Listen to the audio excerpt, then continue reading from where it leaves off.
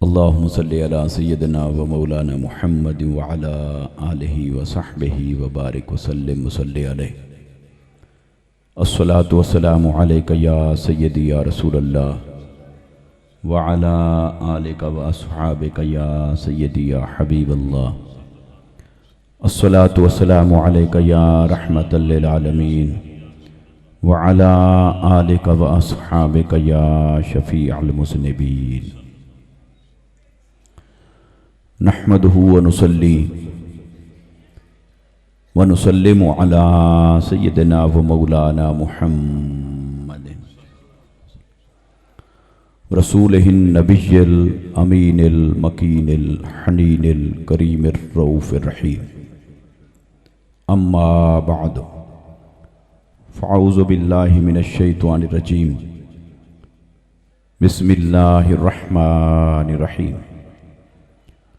इन्ना अअतैनाकल कौसर फसल्लि लिरब्बिका वन्हर इन्न शानिअका हुवल अबतर। सदक़ल्लाहुल अज़ीम व सदक़ रसूलुहुन नबियुल करीम व नहनु अला ज़ालिका लमिनश शाहिदीन वश शाकिरीन वल्हम्दुलिल्लाहि रब्बिल आलमीन। करूँ तेरे नाम पे जाँ फिदा, न बस एक जाँ दो जहां फिदा, दो जहां से भी नहीं जी भरा, करूँ क्या करोड़ों जहां नहीं। वो जो न थे तो कुछ न था, वो जो न हूँ तो कुछ न हो, जान है वो जहान की, जान है तो जहान है। हम्दो सलात के बाद लायक सद एहतराम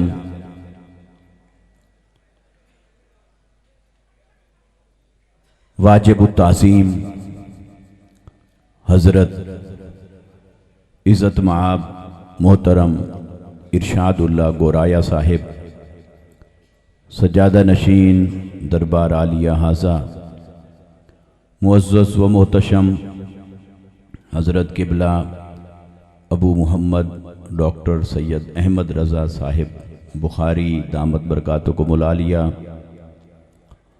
मुअज़्ज़ज़ व मोहतशम जनाब सैयद मोहम्मद सिब्तैन इकबाल साहिब बुखारी दामत बरकातों को मुला लिया, दीगर मुअज़्ज़ज़ व मोहतशम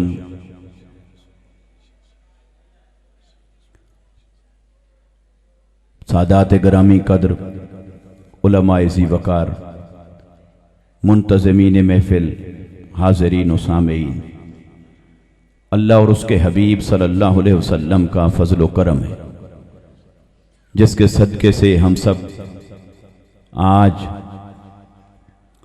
कलंदर ज़मां हज़रत किबला पीर तरीक़त रहबर शरीयत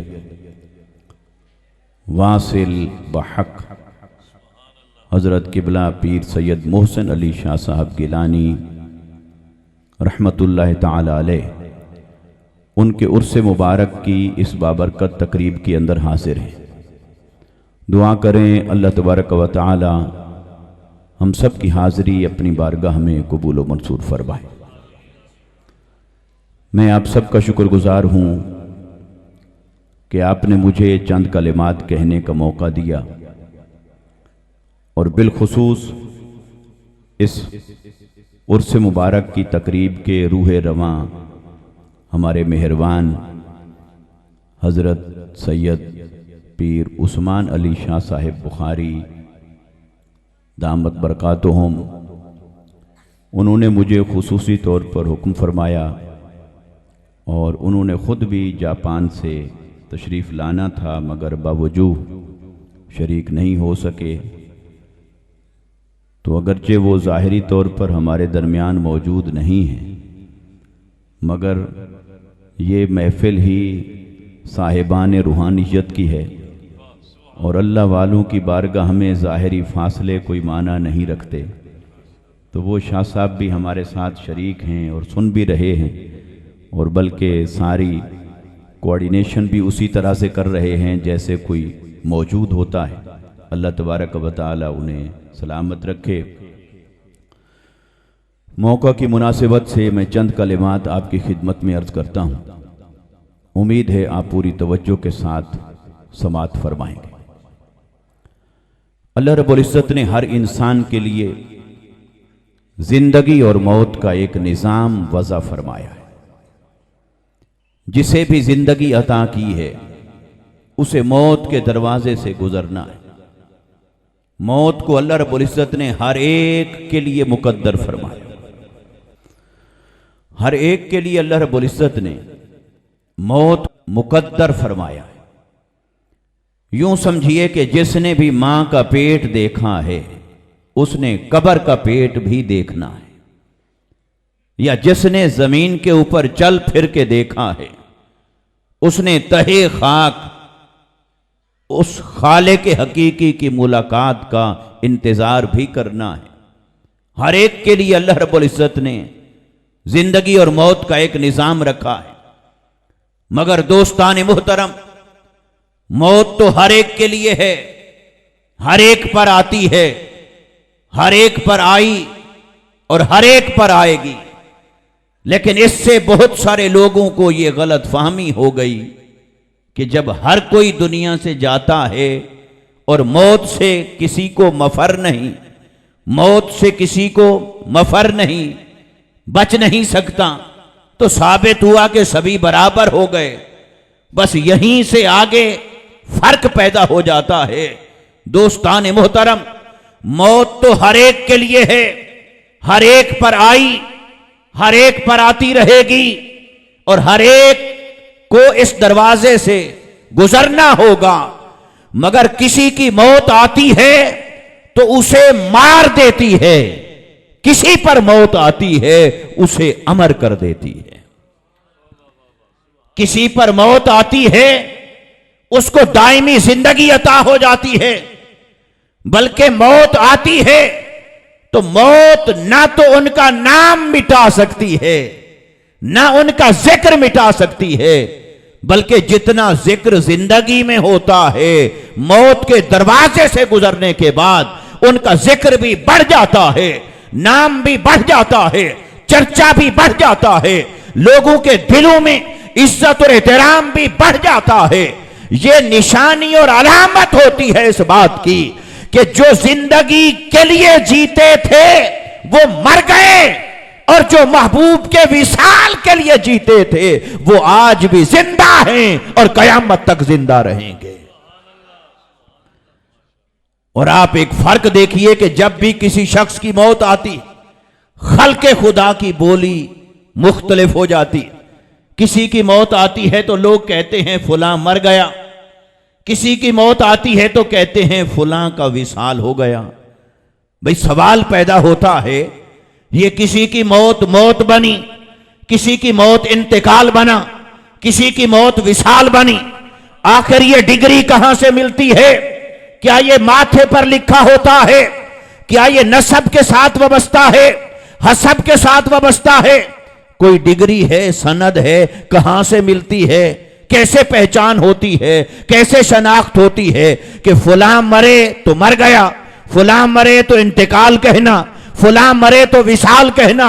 अरे बात बड़ी सादा सी है। विसाल का माना है मुलाकात, और कब्र में जाते ही जिसे यार की मुलाकात नसीब होती है उसी का विसाल भी होता है, उसी का उर्स भी होता है। और फिर आप कहेंगे मुलाकात तो हर एक की होती है, हर एक से पूछा जाता है मन रब्बों का, हर एक से पूछा जाता है माँ दीनों का, हर एक की आंखों पर से पर्दा हटाकर दिखाया जाता है माँ कुन्त तक़ूलु फी हक़्क़ि हाज़ा रजुल मुहम्मद सल्लल्लाहु अलैहि वसल्लम। इस हस्ती के बारे में दुनिया में क्या कहा करता था? तो पता चला, देखा तो हर कलमा पढ़ने वाले ने, मगर फिर हर एक की मौत विसाल नहीं बनती। तो दोस्तों ये भी सूफिया का फलसफा है, ये औलिया किराम का फलसफा है। वो कहते हैं विसाल और हिज्र ये दोनों आपस में लाजिम और मलजूम हैं। विसाल उसे नसीब होता है जिसने जिंदगी हिज्रे यार में गुजारी हो। अगर जिंदगी हिज्रे महबूब में नहीं गुजरी, महबूब के हिज्र में कभी तड़पा नहीं, महबूब के हिज्र में कभी आंखें बरसी नहीं, महबूब के हिज्र में कभी रातें बिताई नहीं, कभी मुसल्ले पर जागा नहीं, कभी खल्के खुदा की खिदमत में खुद को वक्फ नहीं किया। अरे जिसने जिंदगी यार को पाने के लिए हिज्र और फिराक में नहीं गुजारी, उसे कहां से विसाल मिलता है? विसाल उसी का मुकद्दर बनता है जिसने हिज्र की शाहराह पर जिंदगी गुजारी। वो जब मौत आती है वो रोजा इफ्तार करता है और यार से मुलाकात करता है। इसलिए दोस्तान मोहतरम, हर एक की मौत एक जैसी नहीं। मौत के लिए कुरान भी बयान करता है, किसी पर मौत आती है तो उसे अल्लाह की बारगाह में मुजरिम की तरह पेश किया जाता है।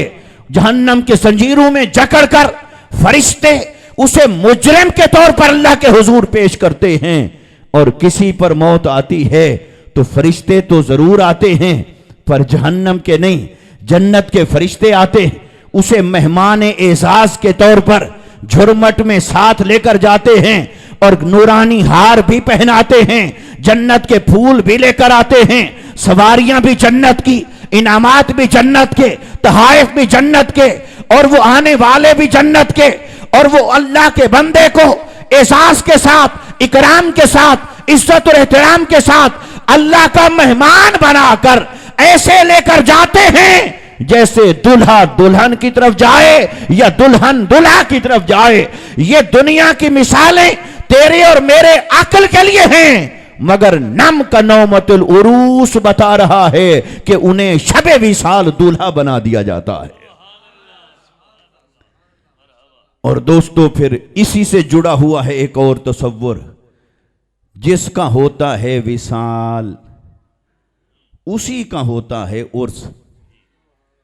कभी आपने नहीं सुना होगा कि किसी की मौत को लोग विसाल तो न कहें पर उसका उर्स मना रहे हों। जिसका उर्स होता है उसी का विसाल होता है, और जिसका विसाल होता है उसी का उर्स होता है। और ये वजह क्या है? ये वजह यह है कि फरिश्ते आए कब्र में, सवाल जवाब पूछा, मन रब्बो का मा दीनों का मा कुंता तकूल फी हक़्क़ि हाज़ा रजुल मुहम्मद सल्लल्लाहु अलैहि वसल्लम। सवाल जवाब हुए तो जवाब देने वाले ने जवाब दे दिया। कुछ तो वो थे जो ना दे सके, मगर जिनको जवाब आते थे, जिन्होंने जवाब की तैयारी कर रखी थी, जो महबूब की मारिफत पर जिंदगी गुजार के गए, उसके कुर्ब और ताल्लुक के बंदगी पर जिंदगी गुजार के गए, वो जब जाते हैं सुरखरू हो जाते, सुरखरू होते हैं तो फरिश्ते जाते हुए उन्हें यह कहकर जाते हैं, नम कनौमतिल उरूस, अब सो जा, उरूस की नींद, उरूस की नींद सो जा। और उसी उरूस से निकला है उर्स। तो गोया कब्र के नीचे तहे खाक, जिसे नम का नौमतिल उरूस की डिग्री मिलती है, या जिसका रिजल्ट अनाउंस होता है इस जुमले के साथ कि नम का नौमतिल उरूस, वो आवाज फरिश्तों की थी तो ज़ेरे कब्र, लेकिन अल्लाह ने उसे ऐसा आम कर दिया कि कब्र से निकलकर वो हर एक के दिलों तक पहुंच जाती है। फिर लोग उनका उर्स मनाते हैं, क्योंकि उसे नम का नौमतिल उरूस की सनद मिल चुकी होती है। इसलिए दोस्ताने मोहतरम, मौत तो हर एक के लिए है, पर हर एक की मौत भी एक जैसी नहीं। और अगर किसी को ताज्जुब हो, वो कहे जी मैं ये अकीदा कैसे मान लूं, हर एक की मौत मुख्तलिफ है, मौत विसाल है, फिर हिज्र है, फिर मुलाकात है, कैसे मानूं? कोई कहे कि मैं नहीं मानता, उसे कहो सादा सी बात है, बताओ क्या हर एक की जिंदगी एक जैसी है? जब हर एक की जिंदगी एक जैसी नहीं तो हर एक की मौत एक जैसी क्यों हो? हर एक की मौत एक जैसी कैसे हो सकती है? अल्लाह तो अदल फरमाने वाला है, वो आदिल है, लिहाजा हर एक की मौत को एक जैसा क्यों बनाए? हाँ, मौत के दरवाजे से हर एक को गुजारा, ये बात तो बराबर है, पर ना तो वो दरवाजा बराबर, न मौत का लम्हा बराबर, न मौत की कैफियत बराबर, न मौत के मनासिर बराबर, न मौत के बाद की जिंदगी बराबर, न उसका अंजाम बराबर। मौत के दरवाजे से तो हर एक का गुजर हुआ, चाहे गुनहगार था या मुत्तकी था, चाहे वली था या आम मोमिन था, चाहे मोमिन था या काफिर था, चाहे अंबियाए किराम थे, मौत के दरवाजे से हर एक का गुजर हुआ, पर मौत के दरवाजे से गुजर कर हर कोई एक जैसा नहीं रहता। कोई महबूब खुदा बन जाता है, कोई मबगूद खुदा बन जाता, कोई अल्लाह के गज़ब और इताब का शिकार होता है, कोई अल्लाह के इनामात का मुस्तहिक हो जाता है। ये फैसला उसी जिंदगी पर होता है कि जिंदगी कैसे गुजारी। अब जब आप और मैं देखते यहां हम सब क्यों जमा हैं, हर साल क्यों जमा होते हैं, चलो कोई कह सकता है कुछ लोग तो वो जमा हैं जिनकी किबला शाह साहब के साथ कोई ताल्लुकदारी थी, रिश्तेदारी थी, नस्बी ताल्लुक था, लेकिन बाकी अहले इलाका, बाकी अहले मोहब्बत, कितने लोग ऐसे हैं आप में से, इलाके में से, कि जो अपने अबोजदाद से इतनी मोहब्बत नहीं करते जितना शाह साहब के साथ मोहब्बत और वफादारी का ताल्लुक है। वजह ये मोहब्बतें भी वहां से उतरती हैं, ये वफादारियां भी वहां से उतरती हैं, ये राज सीनों में उतारे जाते हैं और ये जाम सीनों में पिलाए जाते हैं, उतारे जाते हैं, और ये फैसले सब अल्लाह के यहां होते हैं। जैसी जिंदगी गुजारी है वैसी मौत का सामना करना पड़ता है। दोस्ताने मोहतरम, अल्लाह वालों की मौत और जिंदगी, इस तसव्वुर को समझने के बाद अब आते हैं उर्स और उसकी हकीकत की तरफ, और उर्स और मिलाद की तरफ इसका तज़किरा लेके आता हूं, और फिर आखिर में आका अलैहिस्सलातु वस्सलाम के नसब मुबारक पर बात करनी है। मिलाद और उर्स, सवाल पैदा होता है कि मुस्तफ़ा का तो मिलाद मनाया जा रहा है और औलिया और सालेहीन का उर्स मनाया जा रहा है।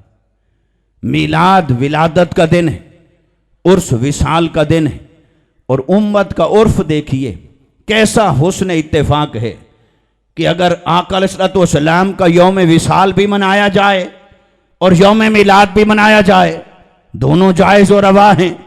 और औलिया और सालेहीन का जैसे उर्स मनाया जाता है, ये यौम विसाल है, अगर उनका यौम विलादत भी मनाया जाए तब भी बजा है। लेकिन उम्मत का मामूल क्या है, उम्मत का उर्फ क्या है? वो औलिया और सालेहीन का यौम विसाल मनाते हैं, बिल उमूम, एक्सेप्शन को छोड़कर बिल उमूम उर्फ औलियाए उम्मत का विसाल मनाते हैं और हुजूर का मिलाद मनाते हैं। हालांकि अंबिया पर भी अजल आनी है, वो फ़कत इतना कि बस आनी है, उस आन के बाद उनकी हयात वही मिसल साबिक जिस्मानी। तो फिर आका अलैहिस्सलाम का यौम विसाल क्यों नहीं मनाते? औलिया और सालेहीन का यौम विसाल मनाते हैं, उर्स मनाते हैं। दोस्ताने मोहतरम, जो मुझ नाकिस और नाचीज की समझ में आई है उसकी एक वजह वो ये कि मनाने वाले हैं अहले मोहब्बत, और अहले मोहब्बत महबूब व मुहिब की मुलाकात को सेलिब्रेट करते हैं, हिज्र और जुदाई को नहीं। लिहाजा हुजूर आए तो उम्मत से मुलाकात हुई, और उम्मती हुजूर की बारगाह में पहुंचा तो भी मुलाकात हुई। हुजूर का आना मना रहे हैं, उम्मती का बारगाह मुस्तफ़ा में जाना मना रहे हैं। मेरे आका सल्लल्लाहु अलैहि वसल्लम आए, उम्मत ये मना रही है कि आमद मुस्तफ़ा, मुस्तफ़ा आ गए, मुस्तफ़ा आ गए, मुस्तफ़ा का आना मनाया जा रहा है। और औलिया और सालेहीन का आना नहीं, औलिया और सालेहीन का जाना। जाना क्यों? इसलिए कि वो तड़प तड़प कर जब यार की सोहबत में पहुंचे थे तो वो मुलाकात का लम्हा था। तो अहले मोहब्बत ने कहा जुदाई और हिज्र की बात ना करना, जब भी करना विसाल की बात करना। तो मिलाद मुस्तफ़ा में भी विसाल है और उम्मती के उर्स में भी एक विसाल है। मुस्तफ़ा तशरीफ लाए उम्मत की तरफ, उम्मत इस पर खुशियां मना रही है, और उम्मती सुरखरू होकर बारगाह मुस्तफ़ा में पहुंचा है, उम्मत इस पर भी खुशियां मना रही है। इसलिए उसे उर्स कहते हैं, और उर्स का माना है शादी। अच्छा, कई लोग जो ये सवाल करते हैं भी आका अलैहिस्सलाम का 12 रबीउल अव्वल को मिलाद है तो विसाल भी तो है, तो लिहाजा विसाल मनाया करो। तो पहली तो बात यह कि भी चलो तुम मनाने तक आ जाओ, अगली बात हम देख लेंगे विसाल या मिलाद। मनाने तक तो आओ पहले, तो चलो विसाल मनाया जाए। तो जो लोग कहते हैं विसाल मनाओ, भाई सहाबाए किराम आका अलैहिस्सलाम के विसाल पर गमज़दा हुए थे। हजरत बिलाल हबशी रज़ियल्लाहु ताला अन्हु मदीना छोड़ गए, अज़ान देना छोड़ दी, दूर चले गए। कहा मेरे बस में नहीं रहा। आंखें जब नहीं देखती मुस्तफ़ा को तो दिल तड़प उठता है। इसलिए सहाबाए किराम तो गमज़दा हुए, तड़पे भी, रोए भी, हिजर का शिकार भी हुए। सवाल करने वाला सवाल करता है कि जब हुजूर सल्लल्लाहु अलैहि वसल्लम का विसाल भी 12 को है, वैसे हमारे अकाबिरीन की तहकीक के मुताबिक तो 9 को विसाल है, लेकिन चलो अगर बफर्ज मुहाल 12 को ही है तो कोई कहे भी हुजूर का विसाल मनाओ, गम मनाओ, तो भाई हम तो हुजूर के गुलामों के दिन को उर्स मनाते हैं, तो हुजूर के यौम विसाल को कैसे गम मनाया जाए? आका अलैहिस्सलाम के उम्मती औलिया और सालेहीन जिस दिन दुनिया से रुखसत हुए, पर्दा फरमाया, वो दिन है उर्स। उर्स का माना है शादी। तो जो हुजूर के गुलामों के पर्दा फरमाने का दिन शादी मना रहे हैं, तो हुजूर के पर्दा फरमाने का दिन गम कैसे मनाया जाए? ये कैसे हो सकता है? इसलिए कि अहले मोहब्बत जानते हैं कि मुस्तफ़ा उम्मत में तशरीफ लाए, ये विलादत मुस्तफ़ा है, ये मिलाद मुस्तफ़ा है, और उम्मती गया बारगाह मुस्तफ़ा में, ये भी उसका विसाल है। ये उस कहलाया। मुस्तफ़ा की आमद और उम्मती का पर्दा फरमाना दोनों में विसाल है, इसलिए विसाल पर उम्मत खुश हो रही है। और फिर एक सादा सी लॉजिकल बात भी इसमें अर्ज करता हूं। आका अलैहिस्सलाम का विसाल सहाबाए किराम के रोने और गमज़दा होने की एक वजह है। वो वजह ये कि उन्हें सहाबी क्यों कहते हैं? इसलिए कि उन्होंने जाहिर की आंख से चेहरा मुस्तफ़ा को देखा, हालत ईमान में चेहरा मुस्तफ़ा को देखा। जैसे आप और मैं बैठे हैं बिला तशबीह और बिला मिसाल, ऐसे आका अलैहिस्सलाम की सोहबत में बैठे। सोहबत में बैठे तो सहाबी कहलाए, सोहबत को पाया तो सहाबी कहलाए। मुलाकात भी की, कलाम भी किया, मिलते जुलते रहे, इकट्ठे सफ़र भी किए, खाना पीना भी, जिहाद और मामूलात भी, इबादात भी। तो फिर आका अलैहिस्सलाम से वो मिले, तो जो फिजिकली हुजूर से मिले वही फिजिकली हुजूर से बिछड़े। तो जो बिछड़े वो गमज़दा हुए। तो हम जब फिजिकली मिले नहीं, मिलते तो क्या बात होती? तेरे होते जन्म लिया होता। तो जैसे शेखुल इस्लाम मद्दज़िलुल आली ने ये नात का शेर कहा, तो फिर अगर मिले होते तो फिर हम ये ना होते, फिर सहाबी होते, फिर वो दर्जा होता। तो चूंकि यूं मिले नहीं, तो जब वो फिजिकली मिले नहीं, ज़ाहिरी तौर पर मिले नहीं, सोहबत को पाकर सहाबी बने नहीं, ज़ाहिरी तौर पर मुलाकात भी नहीं हुई, तो जब मिले नहीं तो बिछड़े कहाँ से? तो जब बिछड़े नहीं तो गम किस बात का है? हम तो पैदा हुए जिस हाल में, उसी हाल में ईमान की हालत में पैदा हुए, और ईमान की हालत में पैदा हुए तो जिस हाल में हमारा मुस्तफ़ा से रिश्ता बना वो हाल भी कायम है, वो रिश्ता भी कायम है। उनका रिश्ता बना था हालत ज़ाहिरी में, इसलिए मुस्तफ़ा ने जब पर्दा फरमाया तो वो बिछड़े, हिजर हुआ, पर्दा आया, उस पर्दे ने उन्हें हिजर के अंदर मुब्तला किया, फिराक के अंदर मुब्तला किया। सो वो गमज़दा हुए, उनका गमज़दा होना बनता है। हम जब फिजिकली मिले नहीं तो बिछड़े नहीं, बिछड़े नहीं तो गम क्यों मनाएं? हम तो क़यामत तक यही कहते रहेंगे, मुस्तफ़ा आ गए, मुस्तफ़ा आ गए, मुस्तफ़ा आ गए। और फिर ये कि अल्लाह ने 1.25 लाख अंबिया भेजे कमोबेश, तो जो आते रहे और जाते रहे, उनके बाद फिर कोई और आता रहा। जो आते रहे और जाते रहे, उनके बाद फिर कोई और आता रहा। तो क्या मुस्तफ़ा के बाद कोई और आया? क्या आ सकता है? ना आया, ना आ सकता है। तो पता चला मुस्तफ़ा के बाद जो ना कोई आया ना कोई आ सकता है, तो पता चला मुस्तफा आए जरूर हैं पर गए नहीं। पर्दा फरमाया है फकत, मुस्तफा गए नहीं हैं। अगर मुस्तफा गए होते फिर कोई और आया होता। जब रब ताला ने मुस्तफा को खातमुन नबीयीन फरमा दिया है तो पता चला मुस्तफा आए हैं। इसलिए आमद मुस्तफा का तज़किरा है। बिछड़ने की बात क्यों करें जब बिछड़े ही नहीं। मुस्तफा हम में हैं, हम में रहेंगे। इसलिए अल्लाह तबारक व तआला ने कई मुकामात पर आयत करीमा के अंदर अल्लाह ताला ने आका अलैहिस्सलाम की मौजूदगी को बयान फरमाया है। फरमाया एक मुकाम पे जैसे फरमाया कि अल्लाह वमा कान अल्लाहु लियुअज़्ज़िबहुम व अंत फ़ीहिम, ऐ हबीब सल्लल्लाहु अलैहि वसल्लम जब तक आप इनमें हैं मेरा अज़ाब नहीं आएगा। तो बोलो क्या अज़ाब आया? हुजूर के विसाल फरमाने के बाद आमाल को देखें तो साबिक़ा उम्मतों के मुकाबले में आमाल तो बदतर है। उनमें कोई एक खराबी होती थी अज़ाब आता था, सफ़े हस्ती से मिटा दिया जाता था। हम में सारी खराबियां बदरजा अतम आ गईं पर अज़ाब नहीं आया। और कुरान ने क्या कहा? हबीब अज़ाब इसलिए नहीं आएगा कि आप इनमें हैं। तो जब अज़ाब नहीं आया तो पता चला हुजूर हम में हैं।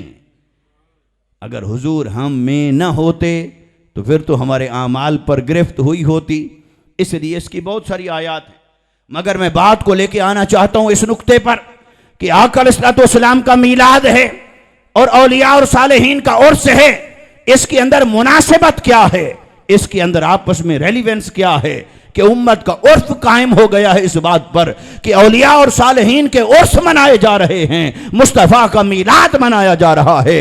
इसलिए कि मुस्तफ़ा आ गए ये खुशी है और उम्मती सुरखरू होकर जमा पूंजी बचा कर बारगाह मुस्तफ़ा में पहुंच गया, इस बात की खुशी है।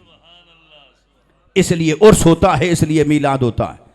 अब मैं बात को थोड़ा सा आगे, चूँकि ये मौजू दो तीन ज़रा मुनासबत बनती है और मेरे ज़िम्मे भी लगे हैं और निभाना भी है। तो आका अलैहिस्सलाम की विलादत और एक है आका अलैहिस्सलाम की खिलकत। उर्दू ज़ुबान ने दोनों का एक जैसा तर्जमा कर दिया है। विलादत का भी तर्जमा कर दिया पैदा होना, खिलकत का भी तर्जमा कर दिया पैदा होना। ए उर्दू हमें कोई अगली बात भी तो बता। विलादत का माना भी पैदा होना, खिलकत का माना भी पैदा होना। तो विलादत हुई मुस्तफ़ा की तो क्या पैदा हुआ, खिलकत हुई मुस्तफ़ा की तो क्या पैदा हुआ, हमें कोई फ़र्क भी तो समझा। तो उर्दू ने कहा मेरी अपनी 150 साल से ज़्यादा उम्र नहीं, मेरी वोकेबलरी बहुत थोड़ी है, मुझे नहीं पता, बस मुझे इतना पता है इसका भी माना है पैदा होना, इसका भी माना है पैदा होना। हमने कहा इतनी समझ तो अंग्रेज़ी ज़ुबान को भी आ गई। उसने विलादत को कहा बर्थ और तख्लीक और खिलकत को कहा क्रिएशन। तो इतना तो डिफ्रेंशिएट वो भी करती है इंग्लिश ज़ुबान भी। तो तुझे उतना भी नहीं पता, वो गैर है, तू तो अपनी है। तो गैर को इतना पता है, उसने फ़र्क रवा रखा है। चलो उसने कहा कि मुझे भी कभी समझ आ ही जाएगी, और अभी अगर समझना चाहते हो तो फिर अरबी का दरवाज़ा खटखटाओ, फिर ये राज तो तुम्हें अरबी से मालूम होगा कि विलादत मुहम्मदी क्या है और खिलकत मुहम्मदी क्या है। तो दोस्तान मोहतरम, दोनों का माना तो है उर्दू में पैदा होना, पर जब हमने अहदीस मुबारका को देखा, विलादत वाली अहदीस को देखा, फिर खिलकत वाली अहदीस को देखा, जब विलादत वाली अहदीस और रिवायात को देखा तो विलादत का दिन भी लिखा हुआ मिल गया कि पीर का दिन था, तारीख भी मिली 12 दिन, महीना, रबीउल अव्वल, साल, सदी, वक्त, सुबह सादिक, डिजिटल कैलकुलेशन में 4:20, ये सारा मिल गया वहाँ। फिर हमने कहा चलो खिलकत और तख्लीक को भी ज़रा पढ़ के देखते हैं। वहाँ पढ़ के देखते हैं जब मुस्तफ़ा करीम सल्लल्लाहु अलैहि वसल्लम की खिलकत हुई तो फिर वक्त क्या था, फिर दिन कौन सा था, फिर महीना कौन सा था, फिर साल और सदी कौन सी चल रही थी। तो वो हदीसें खामोश नजर आईं। तख्लीक और खिलकत के मज़मून में न कहीं वक्त मिला, न दिन मिला, न रात मिली, न महीने का जिक्र, न साल का जिक्र, न लम्हात का जिक्र। तो हदीस की खामोशी ने बता दिया। अरे सवाल करने वालों, तुम्हें क्या बताया जाए? सुनो, जब हुआ था मिलाद मुस्तफा, जब हुई थी विलादत मुस्तफा, तब वक्त भी था, दिन भी था, रात भी थी, महीना भी था, साल भी था, सदी भी थी, लैलो नहार भी थे, गर्दिश अयामो सहर भी थी, लम्हात सात भी थी। लेकिन सुनो, जब हुई थी खिलकत मुस्तफा, तखलीक मुस्तफा, तब ना वक्त था, न जमाना था, न शामो सहर थे, न लैलो नहार थे, न दिन और रात थे, न लौर कलम थे, न अर्श और कुर्सी थे, तब कुछ भी न था, सिर्फ जलवाए खुदा था या नूरे मोहम्मद मुस्तफा था।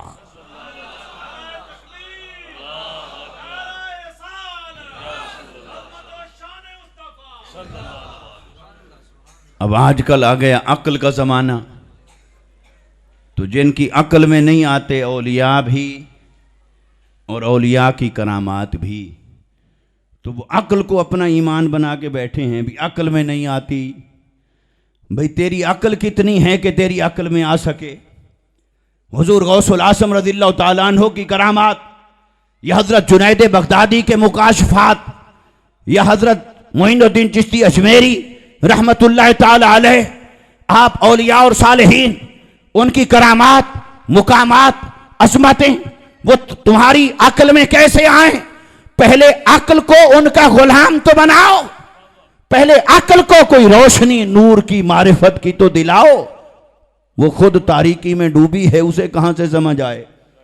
तो कहते हैं भी अक्ल में नहीं आती। चलो भी ये बात भी अक्ल में नहीं आती, भी ये कैसे वक्त नहीं था, ये तो ऐसे जज्बाती बात है, उलमा कर जाते हैं, दलील कोई नहीं। भी चलो आओ, अगर वक्त अक्ल में नहीं आ रहा तो इस वक्त से ज़रा पूछ के देखते हैं कि तेरी डेट ऑफ बर्थ क्या है। वक्त से पूछते हैं तू कब से पैदा हुआ, तेरी डेट ऑफ बर्थ क्या है। तो वक्त कैसे जन्म लेता है, वक्त क्या है और कैसे बनता है, आज आप और मैं तो बयान करेंगे, घंटे, मिनट और सेकंड्स, ये हमने डिजिटल कैलकुलेशन बना ली। लेकिन जब ये ना था, वक्त का पैमाना क्या था? शाम और सहर, 4 पहर, फिर दिन है, फिर रात है। तो असल निसाम कायनात में वक्त की इकाई है दिन और रात। एक इकाई, एक यूनिट वक्त का निसाम कायनात में वो 24 घंटे बनते हैं दिन और रात को मिलाकर। और आज साइंस से पूछ लीजिए ये दिन और रात कैसे बनते हैं, ये कैसे वजूद में आते हैं। तो साइंस बता रही है कि ये जमीन है सूरज के सामने और जमीन घूम रही है, अपने गिर्द भी घूम रही है, फिर सूरज के गिर्द भी अपने मदार में घूम रही है।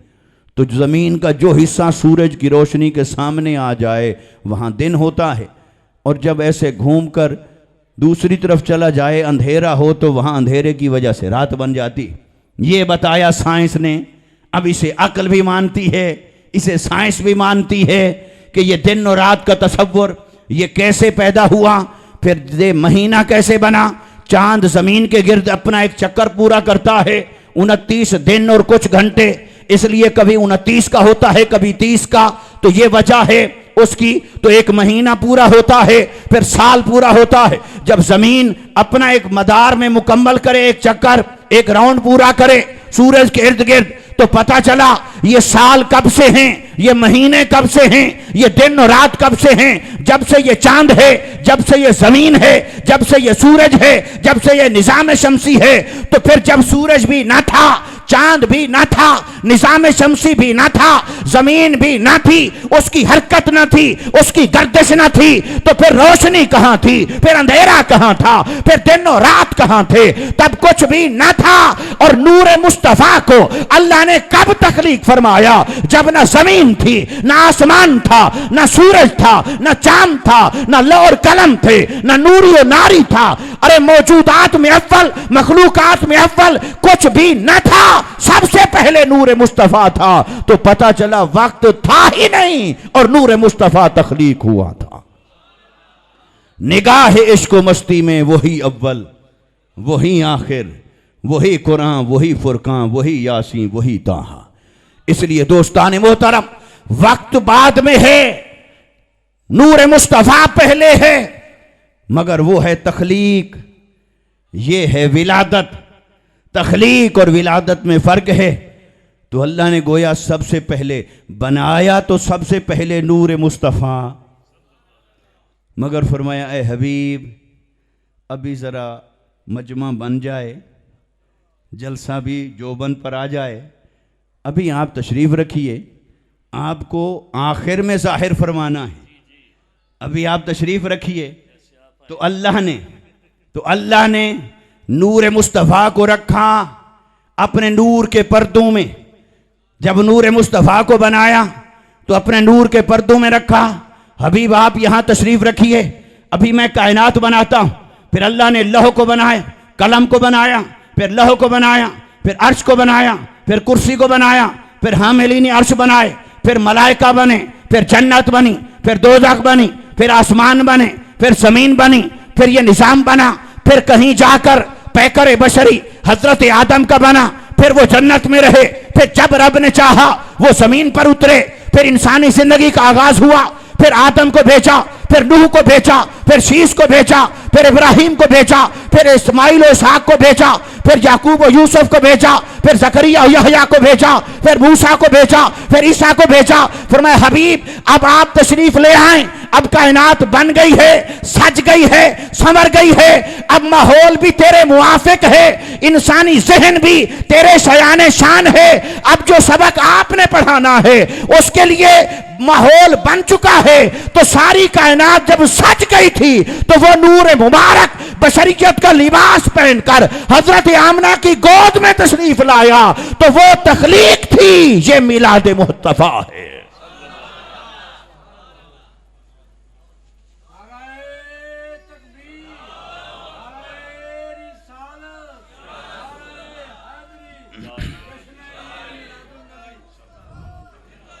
इसलिए दोस्तान मोहतरम, तख्लीक नूर मुस्तफ़ा, फिर विलादत मुस्तफ़ा सल्लल्लाहु अलैहि वसल्लम। इसलिए सूफिया ने कहा अगर फिर भी बात समझ में ना आ रही हो तो शब मेराज मुस्तफ़ा को देख लिया करो कि बशरियत कहाँ खड़ी रह गई और मुस्तफ़ा कहाँ महवे परवाज थे। फिर अगर नूर नूर कहने वालों, फिर ज़रा सिदरतुल मुंतहा का भी नज़ारा कर लेना कि नूरों का सरदार बेबस होकर कहाँ खड़ा रह गया और मुस्तफ़ा कहाँ तशरीफ़ लेके जा रहे थे। तो पता चला कि बशरियत नीचे है और नूर मुस्तफ़ा बुलंद है, ज़ात मुस्तफ़ा हकीकत मुस्तफ़ा बुलंद है, और फिर बशरियत भी नीचे है, हकीकत मुहम्मदिया बुलंद है। हाँ, मुस्तफ़ा की बशरियत है पर कोई बशर मुस्तफ़ा जैसा नहीं, मुस्तफ़ा की नूरानियत भी है पर कोई नूर नूर होकर मुस्तफ़ा जैसा नहीं। मुस्तफ़ा को अल्लाह ने बेमिसल बनाया है, उसने गोया मुस्तफ़ा को यूं बनाया, हबीब मैं खुदा होकर बेमिसल हूं, तुझे मखलूक होकर बेमिसल रख रहा हूं। इसलिए दोस्तान मोहतरम, मेरे आका सल्लल्लाहु अलैहि वसल्लम की तख्लीक और मीलाद, इन दोनों का रब्त और ताल्लुक समझना जरूरी होता है।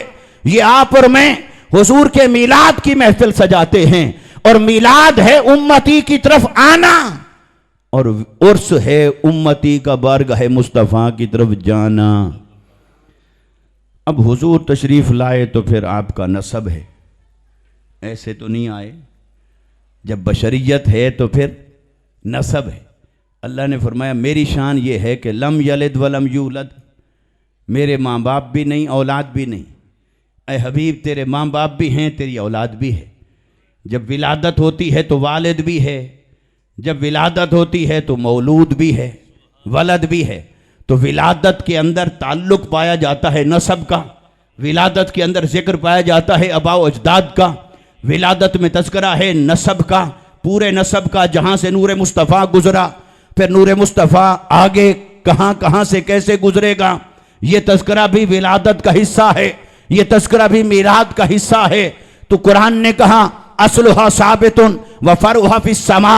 ऐ हबीब सल्लल्लाहु अलैहि वसल्लम, मैंने सारी कायनात में एक शजरा ऐसा बनाया है जो शजरा तैयबा है, जो पाकीज़ा शजरा है, उसकी जड़ें इतनी गहरी हैं कि बड़ी मजबूत और ठोस हैं, उसकी शाखें बहुत बुलंद हैं। ऐ हबीब वो तेरा शजरा मुबारक है, वो तेरा नसब मुबारक है, और तेरे शजरा पाक की शान ये है। आपका मिलाद हुआ, आपकी विलादत हुई, लेकिन आपका नूर मुबारक आदम अलैहिस्सलाम से लेकर जहां जहां से गुजरा वो तेरे अबोजदाद हुए, तो तेरे शजरे मुबारक की बुनियाद को देखें तो आदम तक जा रही है, शाखों को देखें तो इमाम महदी अलैहिस्सलाम तक जा रही हैं, कायनात के आखिरी सैयद तक जा रही हैं।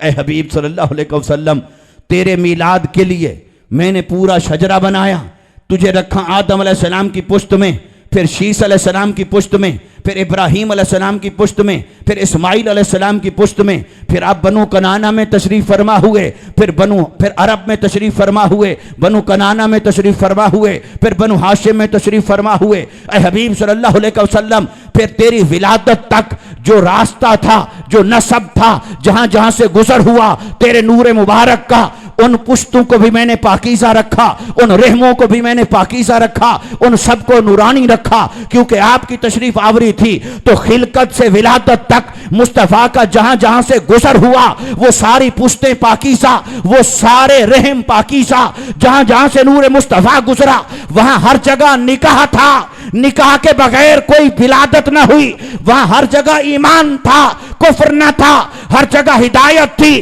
कोई दलालत न थी। तो आदम से लेकर अब्दुल मुत्तलिब तक देखते आइए, जो नसब मुस्तफा का है वही नसब अलीजुल मुर्तजा का है। और हजरत अब्दुल मुत्तलिब तक पहुंचता है ये नसब। फिर आगे दो लड़ियां हो गई, इधर हजरत अब्दुल्ला, इधर हजरत अबू तालिब। फिर हजरत अब्दुल्ला से आका अलैहिस्सलाम की विलादत बासादत, हजरत अबू तालिब से हजरत मौलाए कायनात। फिर आगे पहुंचता है वो नसब, आदम से अब्दुल मुत्तलिब तक एक था, फिर आगे पहुंचा, दो लड़ियां सिर्फ अलग अलग जाहिर हुई।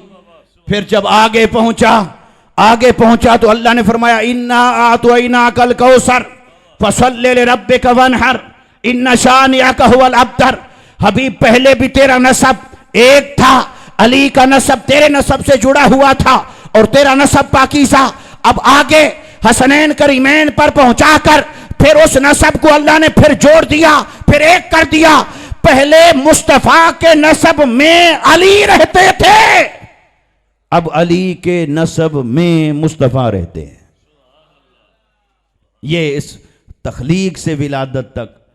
और फिर आप ये बात भी जहन में रखिए कि जिन पाकीज़ा पुश्तों से गुजरता रहा नूर मुस्तफ़ा, जिन पाकीज़ा रहमों से गुजरता रहा नूर मुस्तफ़ा, उन्हीं पाकीज़ा पुश्तों में था नूर अलीजुल मुर्तज़ा, उन्हीं पाकीज़ा रहमों में था नूर अलीजुल मुर्तज़ा।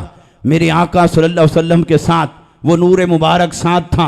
और बेशक कोई अरबों में से, कुरैश में से कोई तीसरे नस्ल में जाके मिलता है, कोई चौथी जगह मिलता है, कोई पांचवीं जगह मिलता है, छठी, सातवीं, आठवीं, 10, 11, 15, कोई जहां जाकर मिले, पर कोई ऐसा भी तो दिखाओ जो एक पुश्त पीछे जिसका नूर वहीं रहता है जहां नूर मुस्तफा रहता है। वो फकत अलीजुल मुर्तजा हैं, वो फकत अलीजुल मुर्तजा हैं। इसलिए आका अलैहिस्सलाम के साथ, नसब के साथ जो निस्बत हजरत मौलाए कायनात की है, ये तस्करा मीलाद में लाजिम है कि नसब मुस्तफा का तस्करा करो।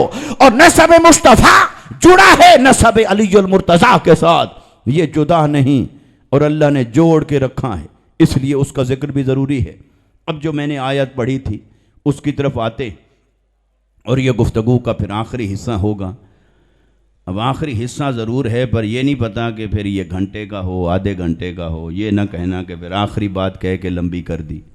आखिरी बात है, अब है कितनी ये अब आपके ज़ौक़ पे और हमारे उस पे डिपेंड करता है।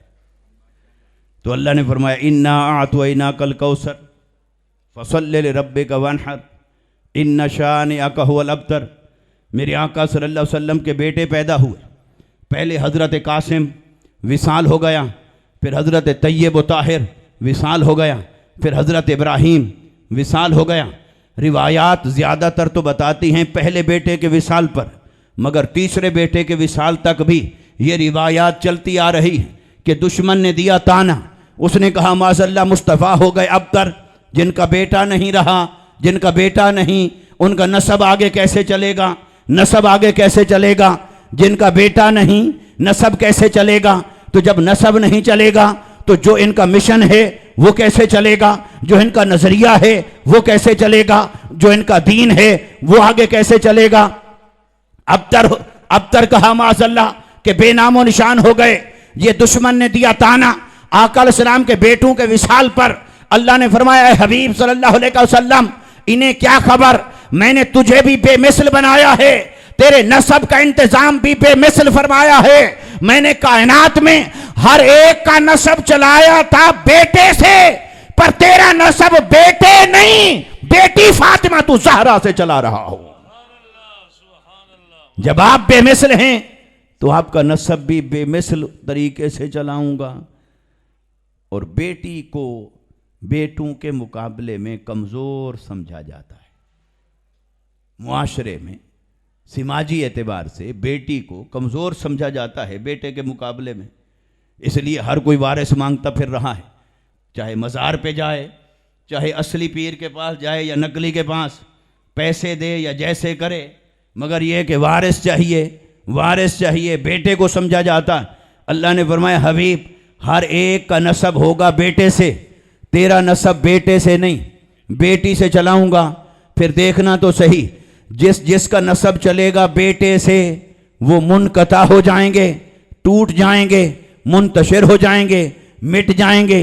क़यामत से पहले किसी की बरादरी, किसी का नसब नहीं चल रहा होगा, कोई ना कोई कहीं ना कहीं डिस्कनेक्ट होगा। पर हबीब देखना, जिनके नसब चलेंगे बेटे से वो मिट जाएंगे, मुनक़ता हो जाएंगे। तेरा नसब बेटे से नहीं, बेटी से चलाऊंगा। पर देखना तो सही कि कायनात में हर एक का नसब, हर एक की औलाद दुनिया में, एक मुल्क में, एक शहर में, एक खित्ते में, एक जमाने में, उससे बाहर नहीं, ना अपने इलाके से बाहर, ना अपने सूबे से बाहर, ना मुल्क से बाहर, ना जमाने से बाहर। पर हबीब देखना, जिनके नसब चले बेटे से वो मुनक़ता हो जाएंगे। तेरा नसब चलाऊंगा तो बेटी से, पर रूए जमीन को तेरे नसब से भर दूंगा।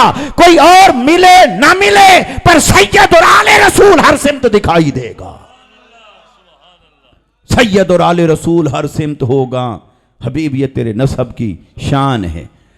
अच्छा, फिर जिनका बेटे से चला वो ख़त्म हो गए, जिनका बेटी से चलाया वो जारी और सारी है और कसरत का सरचश्मा हो गया। फिर यहीं रुक कर एक और बात देखें, कईयों को तो अल्लाह ने बेटा नहीं बेटे दिए, कई बेटे, तो जिनके नसब कई बेटों से चले वो भी मिट जाएंगे।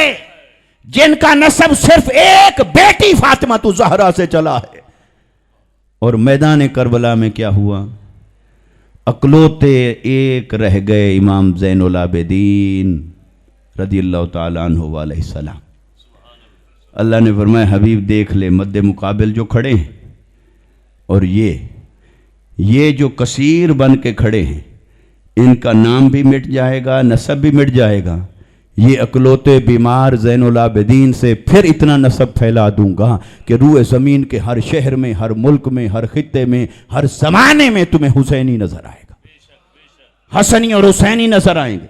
इसलिए आका अलैहिस्सलाम के नसब मुबारक को अल्लाह ने यह तासीर अता फरमाई, ये शान अता फरमाई। और फिर हजरत मौला कायनात के साथ इसको कैसे जोड़ा, सैयदा कायनात के साथ कैसे जोड़ा।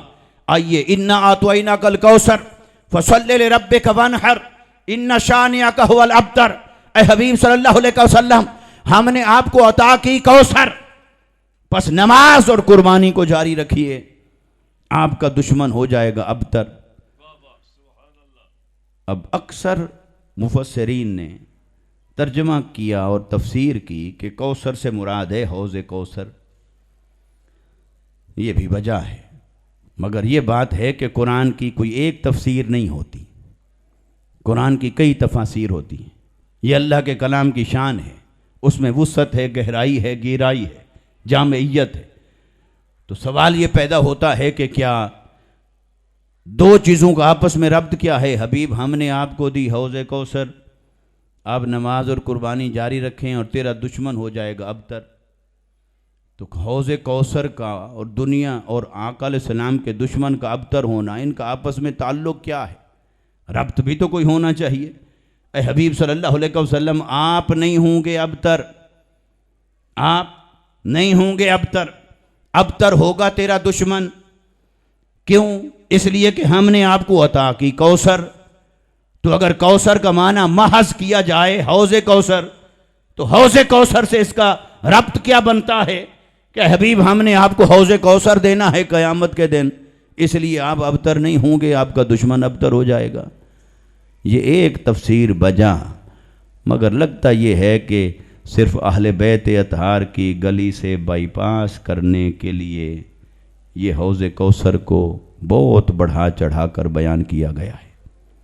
हकीकत क्या है? हकीकत ये है कि हबीब हमने आपको अता की कौसर। कौसर क्या है? कसरत दर कसरत, कसरत दर कसरत, हर खैर की कसरत, खैर कसीर, और उसी कसरत से है कसरत औलाद भी। और कौसर सैयदा कायनात के नामों में से एक नाम है। तो गोया इसका एक तफसीर ये है कि हबीब सल्लल्लाहु अलैहि वसल्लम, जो दुश्मन कह रहा है कि आप हो जाएंगे अबतर बेनामो निशान, देखना वो जिन बेटों पर इतरा रहा है कि बेटे हैं तो नसब चलेगा, उन्हें बता दें कि मैंने आपको अता की है एक कौसर। अब आप नमाज और कुर्बानी को जारी रखना, नमाज और कुर्बानी को जारी रखना। आपको अता की है कौसर, नमाज और कुर्बानी को जारी रखना। आप अबतर नहीं होंगे, आपका दुश्मन अबतर हो जाएगा। तो कौसर क्या है? कौसर का एक माना है सर चश्माए कसरत औलाद। ए हबीब सल्लल्लाहु अलैहि वसल्लम, आपको हमने औलाद का, औलाद की कसरत का एक ऐसा सर चश्मा अता किया है फातिमा की सूरत में। बस औलाद को बता दें, नमाज और कुर्बानी को जमा करते रहना, आपको अबतर नहीं होने दूंगा। तेरा दुश्मन बेनामो निशान होगा, तुम्हारा नाम भी रहेगा, निशान भी रहेगा। तो कौसर से मुराद है सैयदा कायनात फातिमा ज़हरा सलामुल्लाह अलैहा, यानी सरचश्मा कसरत औलाद मुस्तफ़ा सल्लल्लाहु अलैहि वसल्लम। तो दोस्तान मोहतरम, बात को समेटूं इस नुक्ते और पैगाम पर कि अल्लाह तबारक व तआला ने मुस्तफ़ा की तख्लीक और विलादत में एक रब्त रखा, फिर विलादत और नसब के साथ एक ताल्लुक रखा, और उस नसब का वारिस मेरे रब ने मुस्तफ़ा के नसब का वारिस सैयदा फातिमा ज़हरा को बनाया है, नसब का वारिस हसनैन और करीमैन को बनाया है। इसलिए हिज्जतुल विदा के मौका पर, गदीर खुम के मौका पर मेरे आका सल्लल्लाहु अलैहि वसल्लम ने वाज़ेह तौर पर फरमाया उम्मत को, फरमाया दो चीजें तुम्हें दे के जा रहा हूं, देखना मेरे बाद इन दोनों के साथ तुम क्या करते हो। दो चीजें दे के जा रहा हूं, एक फरमाया कुरान किताबुल्लाह, और एक मेरी इतरत, मेरी अहले बैत। ये दो चीजें दे के जा रहा हूं, देखना मेरे बाद तुम इनके साथ क्या सलूक करते हो। और हुजूर ने ये नहीं फरमाया कि तुम्हें दो चीजें दे के जा रहा हूं, एक कुरान और एक मेरे सिहाबा। क्यों? इसलिए कि सिहाबा से तो फरमा रहे थे, ये बात सिहाबा से तो फरमा रहे थे, तो सिहाबा को कैसे कहते कि तुम्हें सिहाबा दे के जा रहा हूं। दूसरा ये कि सिहाबा ने तो वहां तक रहना था जब तक आका अलैहिस्सलाम हयात ज़ाहिरी में थे, सिहाबी बन रहे थे, देख देख के सिहाबी बनते जा रहे थे। जब आका अलैहिस्सलाम पर्दा फरमा जाते, फिर तो सिहाबा बनने का अमल खत्म, फिर तो दरवाजा बंद। फिर कोई वली हो सकता है, कुतुब हो सकता है, गौस हो सकता है, पर सिहाबी नहीं। पर आका अलैहिस्सलाम की निगाह मुबारक देखिए, ऐसी चीज का जिक्र फरमाया जिसने कयामत तक रहना था, कयामत तक जारी और सारी रहना था। फरमाया दो चीजें दे के जा रहा हूं, एक कुरान और एक मेरी आल। इनको संभाल के रखना, इनके तकाजे पूरे करना, इनके हुकूक पूरे करना, इनसे चिमटे रहना। और जब तक इन दोनों से चिमटे रहोगे गुमराह नहीं होगे। एक हाथ में दामन कुरान का थाम के रखना और एक हाथ में दामन इतरत मुस्तफ़ा और आले मुस्तफ़ा का थाम के रखना, तुम गुमराह नहीं होगे। फरमाया ये मेरी इतरत और मेरी आल, ये भी तुम्हारे पास अमानत है। और आका अलैहिस्सलातु वस्सलाम ने ये जो इतरत और आल का जिक्र फरमाया, फरमाया मेरी अमानत है और इसको, इसके साथ तुम जुड़े रहना। गोया अल्लाह ने जो इंतज़ाम फरमाया था, हबीब वो जो दुश्मन बगलें बजा रहा है कि बेटा नहीं रहा तो दीन आगे कैसे चलेगा, इन्हें बता दे दीन के वारिस मैं फातिमा ज़हरा के बतन मुबारक से पैदा कर रहा हूं। देखना तो सही, हर सिमत झंडा लहराएगा तेरे दीन का, और झंडा उठाने वाला औलाद अली होगा, बेटा फातिमा का होगा, हसनी होगा या हुसैनी होगा। अरे हसनी और हुसैनियों को देखिए, शेख अब्दुल कादिर जिलानी कौन, हसनी और हुसैनी सैयद, हजरत ख्वाजा गरीब नवाज, ख्वाजा मोइनुद्दीन चिश्ती अजमेरी कौन, सैयद दाता अली हुजवेरी कौन, सैयद पीर मेहर अली शाह साहब कौन, सैयद हजरत शाह नक्शबंद कौन, सैयद।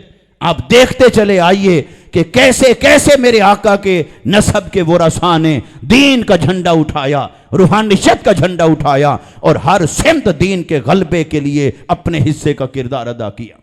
इसलिए दोस्तान मोहतरम, आज एक फितना आ रहा है, सर उठा रहा है। वो कहते हैं कि भी सैयद का अदब और एहतराम हम तब करेंगे जब अमल होगा। ठीक है भाई, एक एंगल से ये बात दिल को लगती है, भी अमल वाला होना चाहिए, सैयद को भी अमल वाला होना चाहिए और दूसरों से बेहतर अमल वाला होना चाहिए। लेकिन सवाल ये है कि अगर सैयद का अदब करना है तब जब वो अमल वाला होगा, तो फिर बताओ तुमने अदब सैयद के नसब का किया या उसके अमल का किया?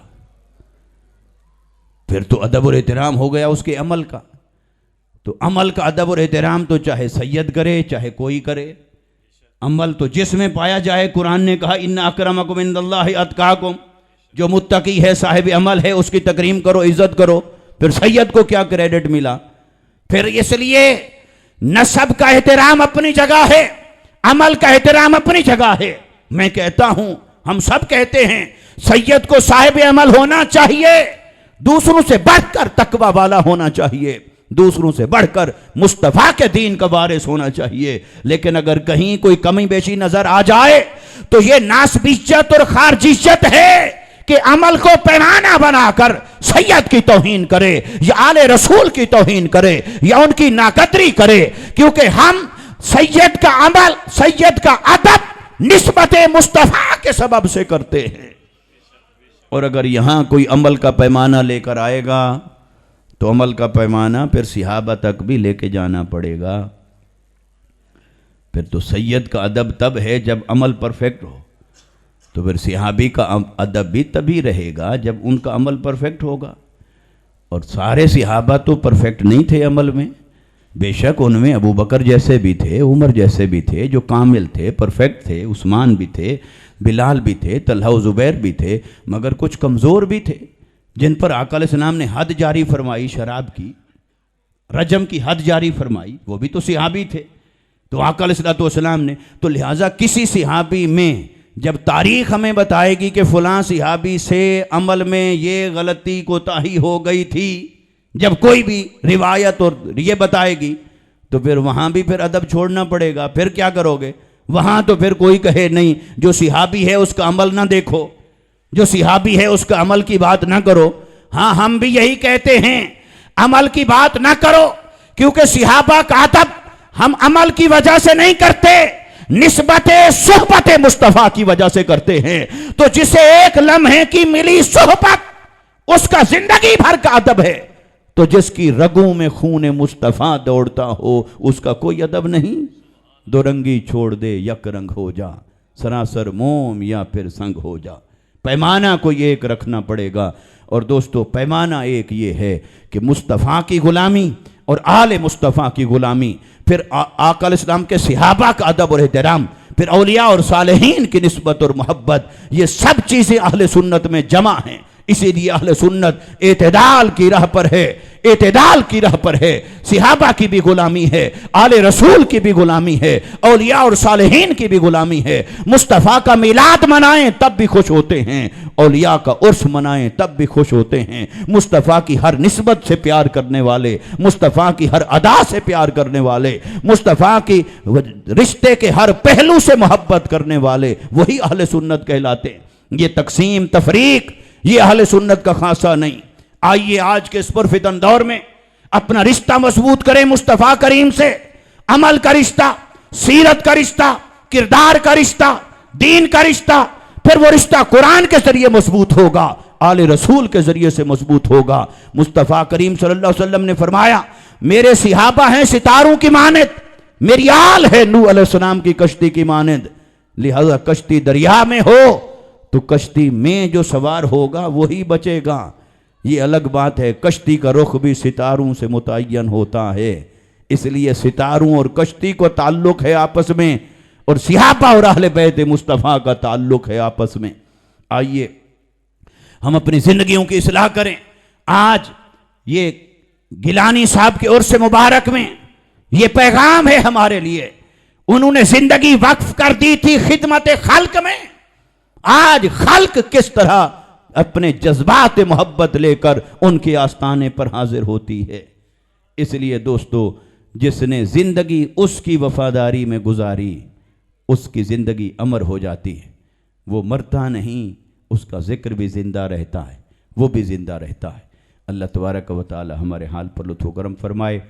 और मेरे ये चंद कलिमात आप सादात गिरामी और हज़रात की खिदमत में जो मैंने पेश किए, अल्लाह ताला कबूल फरमाए और मेरे लिए और आप सब के लिए अल्लाह ताला अपनी रज़ा का ज़रिया फरमाए। वमा अलैना इल्लल बलागुल मुबीन।